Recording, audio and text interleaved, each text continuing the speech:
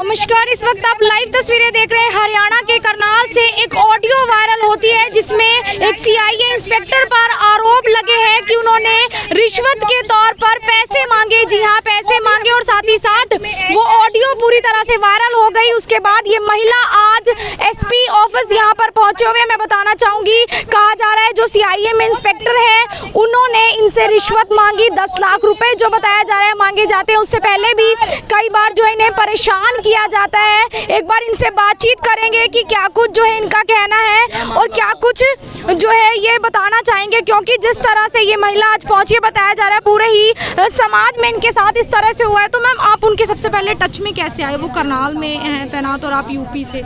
Ma'am, वो किसी भी मतलब हमारे समाज में थोड़े से आसपास में गांव है उनका, किसी भी हमारे समाज का जैसे कहीं भी पकड़ा जाए उसने एक धंधा बना रखा है कि प्रोडक्शन वारंट पे निकाल लेता है। उनसे पूछता है कि कोई कौन कौन है जो पैसा दे सकता है, थोड़ा जैसे किनके पास प्रॉपर्टी है। तो हमारे समाज के लोग हैं जो बताते हैं कि ये वो झूठे नाम दिलवा देते हैं। अब सब कोई रिश्तेदार ऐसा नहीं है कि किसी का नाम ले, वो झूठे मुकदमों में फंसाता है हमें। 10-10 लाख रुपए मांगता है और ले भी चुका है। वो आपसे कितने पैसे? 7 लाख रुपए ले चुका। एक बार तो उसने 3,90,000 रुपए लिए, एक बार उसने 1,90,000 रुपए लिए, एक बार उसने 2 लाख अभी लिए हाल फिलहाल में।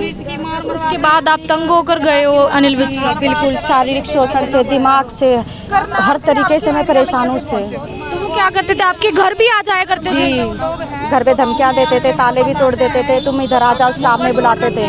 आपने रिकॉर्डिंग में सुना भी होगा, मेरा नाम ले रहे हैं बेधड़क होके, कह रहे प्रीति को भेजो इधर।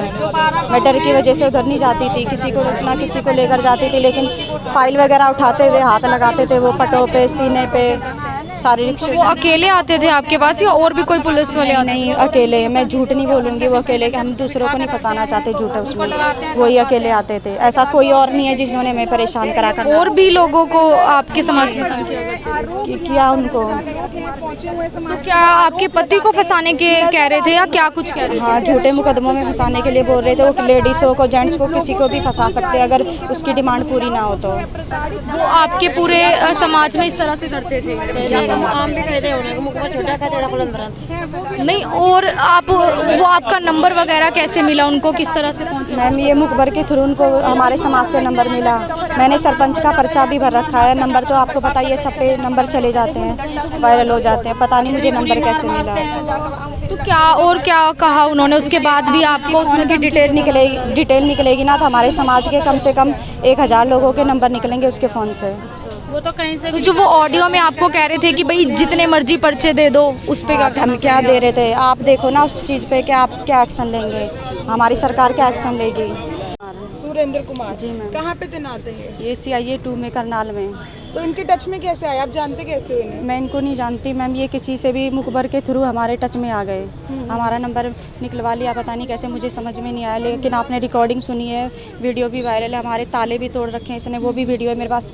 सन 2019 से हमारे टच में है ये। तब से हमारे पास इनकी रिकॉर्डिंग है, ताला तोड़ते हुए, सब कुछ सीसीटीवी फुटेज है इनकी। तो इससे पहले कहाँ शिकायत की थी आपने अनिल से पहले? मैंने हमारे पूरे समाज ने ही कहीं नहीं की। इन्होंने इतना डरा रखा है कि बिल्कुल जैसे सब बोलते हैं ना, बेटा सोचा गब्बर आ जाएगा, उस तरीके से हमारे अंदर डर डाल रखा है इसने। आज तक किसी ने इसकी आवाज़ नहीं उठाई, सिर्फ मैंने हिम्मत की, मैंने आवाज़ उठाई। तो आपके समाज की और औरतों के साथ भी गलत हुआ है? पूछ लीजिए आप सब। आप लोगों में से भी हुआ है किसी के साथ? हाँ, मेरे साथ हुआ। क्या हुआ है? मेरा लड़का यहाँ लखनऊ में झगड़े में पकड़ा गया था। बेसिक मेरा लड़का लखनऊ में पकड़ा गया था, झगड़े में पिंड भरवाना चाह रहा था अपने बाबा का। हाँ, दुकान पे झगड़ा हो पड़ा, वहाँ से 2 महीने हो गए। इनकी सारी प्रॉपर्टी जब्त कर लेनी चाहिए। जो हम जैसे गरीब लोगों की इन्होंने प्रॉपर्टी जब्त करी है। हम जैसे लोगों के साथ शारीरिक शोषण करे इन्होंने। गरीब गुरुओं को क्या आपके साथ भी शारीरिक शोषण हुआ? जी मैम।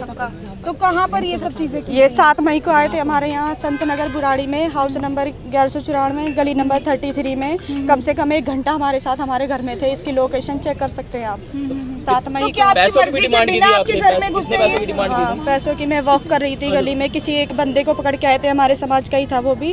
उसको लेकर आ, उसने बताया कि ये है प्रीति, और वो अंदर फिर मेरे को पकड़ लिया। उन्होंने मेरे साथ छीना झपटी करी, सीने में भी हाथ मारा, उन्होंने बहुत बदतमीजी करी। आपके घर में उस समय कोई नहीं था? नहीं, मम्मी स्कूल में बच्चे छोड़ने गई थी, मेरे हस्बैंड जिम ज्वाइन कर रखी थी। तो जब आप अनिल विज आपके पास पेश हुए, उनका क्या कहना था?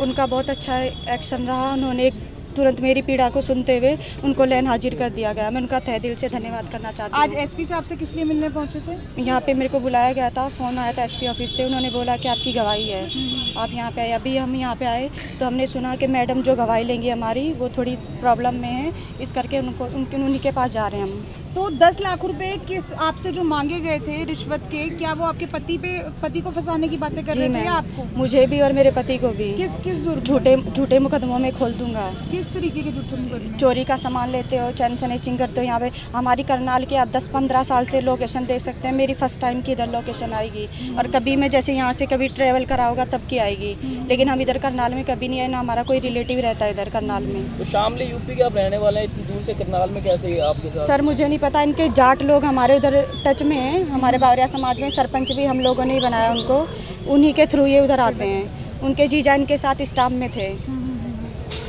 ऑडियो में पेटी की बात हो रही है। जी सर, आप समझदार हो, पता ही होगा कि। और सेकंड टाइम में उनके पास 21 मई, तो क्या कहा था उन्होंने? 20 मई की उनकी धमकी आई थी मेरे पास दोबारा। अनिल विजय ने क्या कहा था? अनिल सर ने उनको कहा था लैन हाजिर कर दिया गया है। कर दिया गया। तो आप जी। संतुष्ट हैं या और भी? नहीं, मैं भी संतुष्ट नहीं हूँ सर। उनके इतने भी बहुत केस हैं, वो एक बार लैन हाजिर हुआ है, दोबारा आके हमारे ऊपर अत्याचार किया उसने। आपका क्या नाम है? मेरा नाम प्रीति कोहली है, कहाँ से हो आप? डेरा भगरत से बावरिया समाज से हूँ। यूपी के? जी सर। देख सकते हैं महिला और उनके सारा समाज जो है आज यूपी से करनाल पहुंचे हुए हैं, क्योंकि उनको यहाँ पर जो उनकी शिकायत पर गवाही के लिए बुलाया गया था। जी हाँ, ये अनिल विज ने उस दिन क्या आश्वासन दिया था, जो गृह मंत्री अनिल जी ने, गृह मंत्री महोदय ने कहा था आप जो हो ठीक है, हमारी बहन जी हैं जो यहाँ रह चुकी, ये यहाँ जो है सुनीता चौहान जी हमारे समाज से, वो जो यहाँ रह चुकी बच्चों वाले उस विभाग में वो चेयरमैन रह चुकी चाहिए।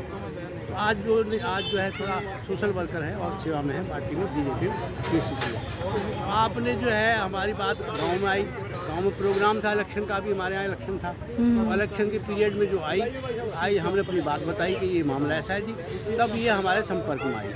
आने के बाद अब बहन जी ने प्रयास किया, बहन जी पहले मिलती रही, बच्चों के प्रोग्राम में हरियाणा में सेवारत रही 5 साल, तो उनका पहले से हो रहा। उनको ये देख के बड़ा अजीब लगा, अटपटा लगा, उन्होंने पूरा जम के कार्रवाई करी, सारी बात ढूंढी, झूठ क्या सच क्या है। और मैं आपसे भी रिक्वेस्ट करूँगा कि आप इतना सेव की बात करें, इतनी दिलेरी से हैं।